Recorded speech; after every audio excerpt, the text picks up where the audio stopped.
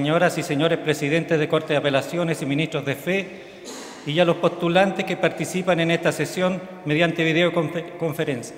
Pueden tomar asiento.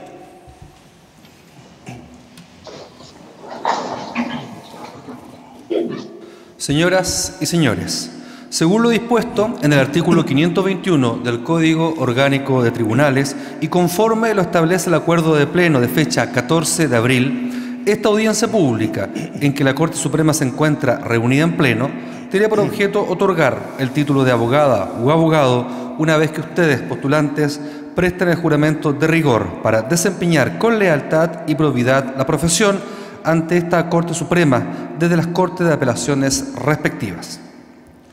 A continuación, el señor secretario del Tribunal procederá a tomar el juramento, que será recibido por las señoras y señores ministros de la Corte Suprema. Les invito a todos a ponerse de pie.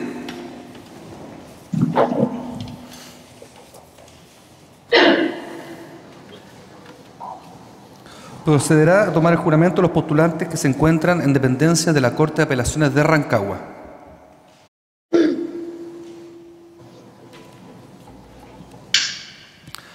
Gabriel Orlando Chaurilla Lucero, Rubén Ignacio Contreras Morales, Sandra Paz Donoso Olivares, Rocío Belén Ibarra Gómez, Nicolás Matías Moyano Rodríguez, Ignacia Cecilia Muñoz Fuentes, Geraldine Francesca Vicuña Cortés.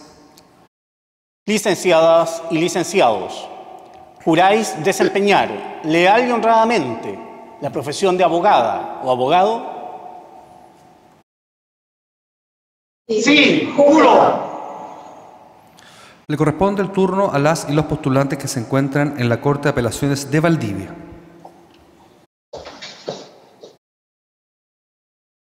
Marcela Alejandra Ampuero Olivares, Camila Francisca Ayala González, Jorge Antonio Carvajal Lobos, Fernanda Beatriz Olivares Flores.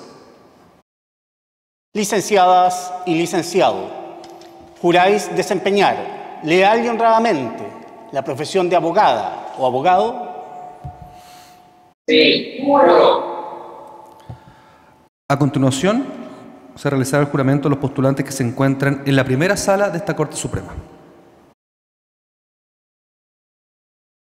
Iván Marcelo Acosta Oteiza, Felipe Antonio Aguayo Roca, Edith Joana Aguilar Morales, Jorge Ignacio Alfaro Aguirre, Matías Alexis Álvarez Troncoso, Jaime Andrés Arellano Muñoz, Stephanie Alejandra Aroca Castillo, Jesús Isaías Aros Rodríguez, Farid Leila Asiscie Cañas, Luz Viviana Astorga Cutiño.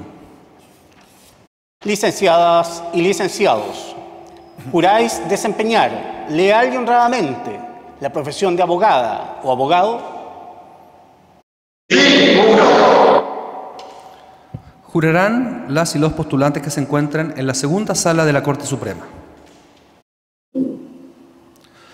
Josefa Javiera Astorquiza Césped, Carlos Felipe Besmeyer Sánchez, Raimundo Jesús Bravo Fernández, Pedro Pablo Cabezas Durán, Eduardo Marcial Calvo Gálvez, Lorena Alexandra Caridi Carvajal.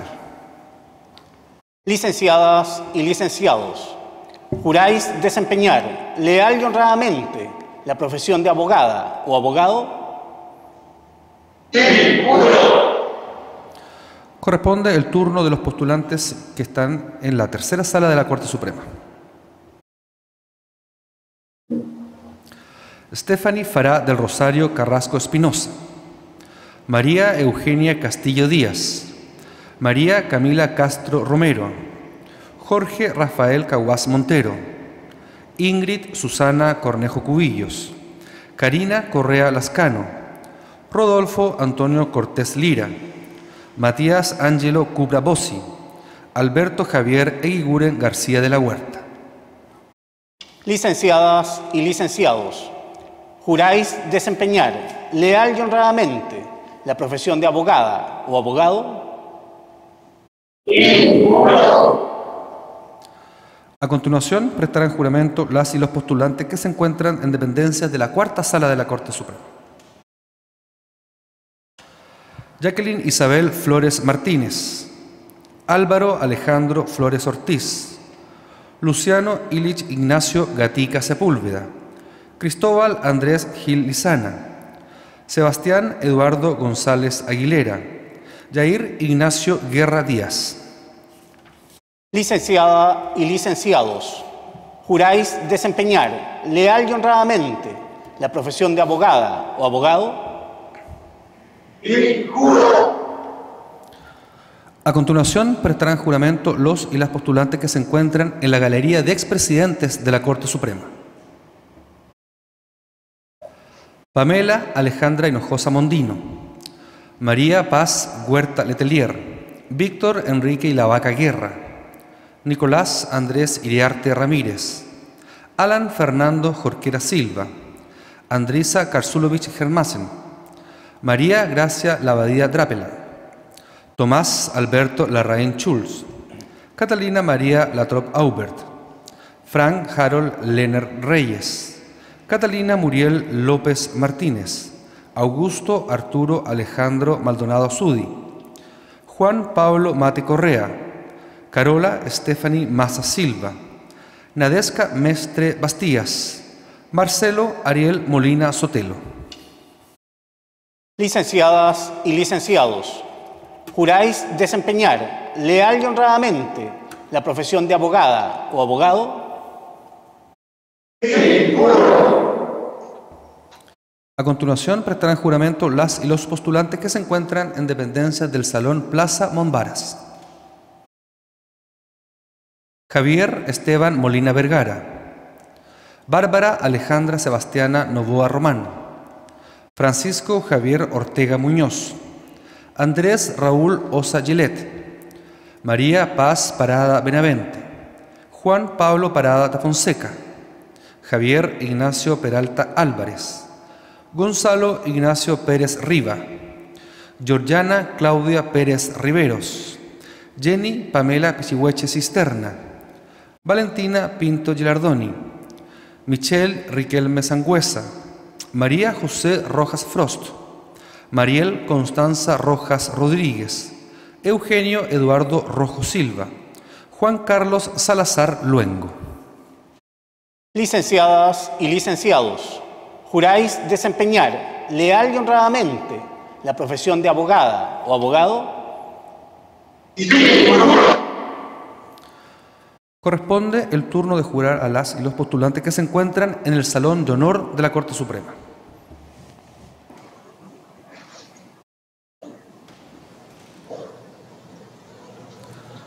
Romina Ignacia Salinas Peña, Julián Matías Salviat Silva, Antonia Smith Alvear, Camila Muriel Silva Erices, María Trinidad Soler Recio, Mercedes Yamilet Sotomayor Salgado, Carlos Germán Tadres Vidal, Felipe Tomás Tapia Cuadra, Alison Estefanía Torres Pulido, José Tomás Ureta Ortiz, Amalia Verónica Vidal Carrasco, Diego Antonio Zapata Moreno, José Joaquín Sari Rivas. Licenciadas y licenciados, ¿juráis desempeñar leal y honradamente la profesión de abogada o abogado? Sí, juro. Señor presidente, señorías, las licenciadas y los licenciados han prestado juramento. Gracias, señor secretario. Licenciadas y licenciados, en virtud del juramento que han prestado y por cumplir los requisitos que señala la ley, de conformidad con lo dispuesto en el artículo 522 del Código Orgánico de Tribunales, los declaro legalmente investidos con el título de abogadas o abogados en nombre y representación de la Corte Suprema de Justicia. Esta Corte les felicita y desea buen éxito profesional. Aplaudamos este logro.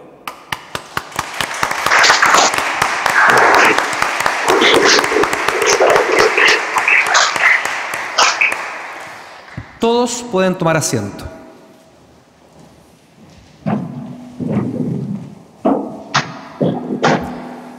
A continuación, el señor presidente de la Corte Suprema, don Guillermo Silva Gundelach, se dirigirá a la audiencia. señoras ministras, señores ministros, nuevas abogadas, nuevos abogados. Es un agrado presidir esta ceremonia en la que sus esfuerzos y los de sus familias se ven recompensados, alcanzando por fin el tan anhelado título de abogada o abogado. Los felicito y les deseo el mejor de los éxitos en su vida profesional. Este día tan importante, en que inician su carrera como profesionales del derecho, me parece que es una gran oportunidad para hablar de las ciencias jurídicas y en particular para rememorar algunas ideas de uno de los juristas más célebres en la historia del pensamiento jurídico, como es el profesor Herbert Lionel Hart. En primer lugar, una ciencia puede definirse como lo hace el diccionario de la Real Academia Española, esto es, como un conjunto de conocimientos obtenidos mediante la observación y el razonamiento, sistemáticamente estructurados y desde los que se deducen principios y leyes generales. En esa línea, la ciencia jurídica, según afirma Enrique Diemer Johansen, sería aquel conjunto de disciplinas que estudian los fenómenos, los conceptos y las leyes del derecho y de la justicia. Entre todas estas disciplinas, hoy me interesa poner atención en una de ellas, que marcó buena parte del siglo XX. Me refiero a la denominada corriente analítica de la teoría del derecho, desarrollada en el marco de pensamiento de la filosofía analítica en la Universidad de Oxford y cuyo exponente más conspicuo, como ustedes saben, es Herbert Hart. En ese sentido, cabe notar que la filosofía analítica adopta un enfoque que da preeminencia al análisis del lenguaje, en el sentido corriente u ordinario. Desde este punto de vista, se estima que muchos de los problemas filosóficos o jurídicos pueden aclararse, resolverse o disolverse por medio del análisis cuidadoso del lenguaje, la argumentación y el rigor lógico. Una conciencia agudizada de las palabras, sostiene Hart, nos permite alcanzar una comprensión agudizada de los fenómenos a los que las palabras se refieren. Bajo esta óptica, Hart delineó las ideas centrales del positivismo jurídico, de raigambre analítica, que aún hasta nuestros días son discutidos con elocuencia y pasión entre los abogados.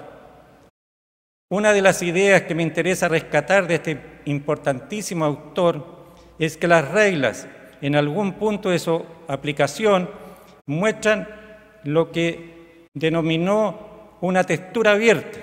Este carácter indeterminado de las reglas sería inevitable, una característica inherente a nuestros lenguajes naturales, una irreductible textura abierta del lenguaje humano. Esta falta de certeza marginal de las normas, apunta Hart, es el precio que hay que pagar por el uso de términos generales que hacen posible la legislación. La idea de textura abierta supone que el significado de las palabras o conceptos está dado por el uso que los miembros de una comunidad hacen de ellos. En otras palabras, esto significa que para que podamos comunicarnos o para que el derecho pueda orientar la conducta de las personas, es preciso que exista un grado suficiente de consenso o convergencia entre los usuarios del lenguaje. En virtud de esta premisa, Hart advierte que lo mismo ocurre con las reglas jurídicas. Existiendo suficiente convergencia de significado en las reglas entre usuarios calificados, entonces estas pueden ser claramente aplicables a los casos obvios que aparecen constantemente en contextos similares, de modo que las reglas pueden operar sin dificultades respecto de la gran masa de casos ordinarios. Sin embargo, cuando no se presenta el consenso suficiente, la aplicación de la regla se vuelve incierta o dudosa. El ejemplo que Hart cita en el capítulo 7 del concepto de derecho, como ustedes saben, es la regla que prohíbe el ingreso de vehículos a un parque.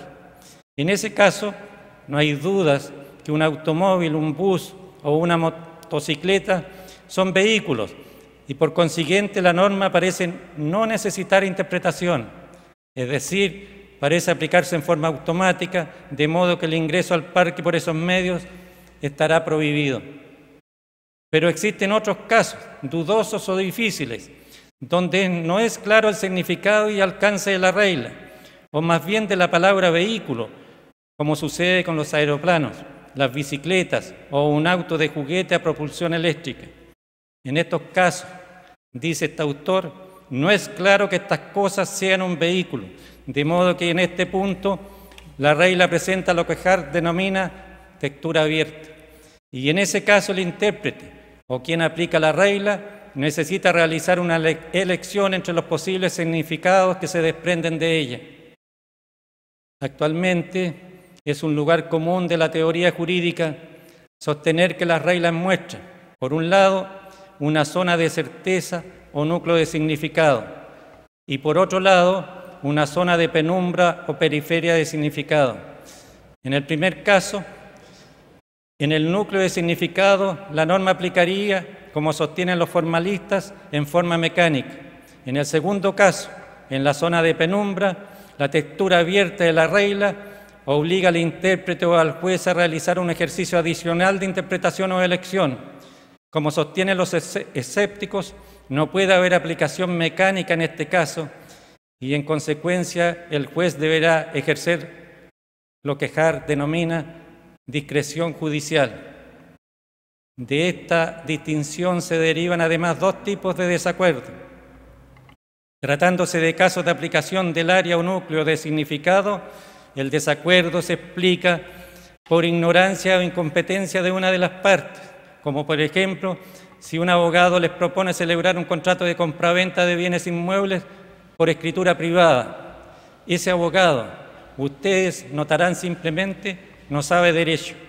En cambio, tratándose de casos de textura abierta, el desacuerdo entre usuarios competentes del lenguaje jurídico es válido o plausible, ya que el área de penumbra de significado de la regla admite distintas interpretaciones igualmente válidas.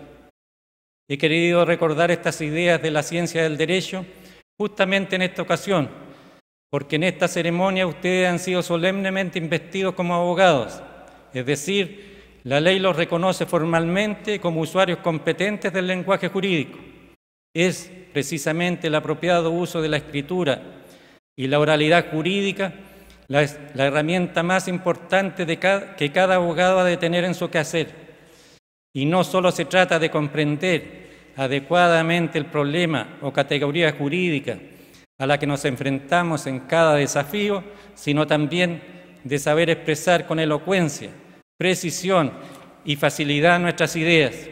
Ser abogado es saber entender, pero suele ser incluso más importante comunicar en forma adecuada nuestro razonamiento y propuesta de solución. Les doy la bienvenida al ejercicio de la abogacía y les expreso mis mejores deseos en la carrera que hoy comienzan. La sociedad que les ha conferido este título por intermedio de esta Corte confía en que estarán a la altura de los deberes trascendentes que impone el ejercicio de su profesión, con la tenacidad y rigurosidad que tal acto de confianza implica. Muchas gracias.